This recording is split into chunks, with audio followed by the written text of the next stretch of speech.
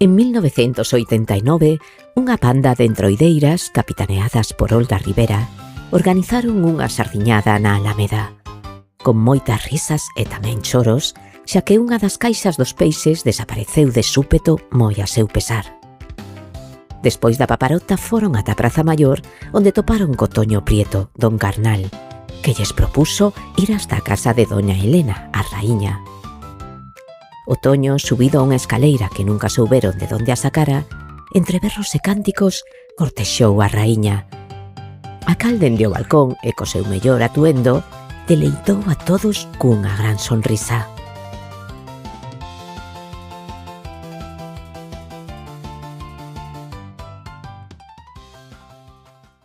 En 1996, Mercedes Astorga organizou a primeira cea de comadres no restaurante Brasil.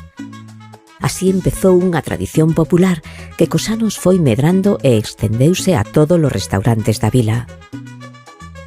Centos de mulleres lucen curradísimos disfraces e inundan a vila de alegría e diversión. Noites de desahogo, troula e parranda. O son das charangas non hai comadre que non baile. A tradición dictamina que esa noite soamente saen as mulleres. Os homes que queran sair teñen que ir camuflados, xa que se os pillan, deben desnudarse diante de todas.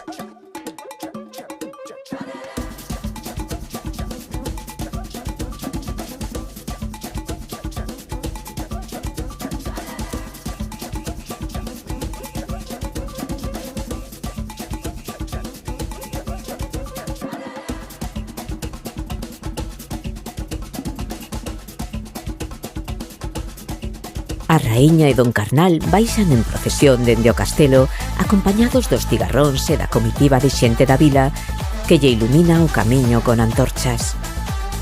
Ao chegar á Praza Maior, suben ao balcón e recitan o pregón que dá comenzo a esta festividade máxica.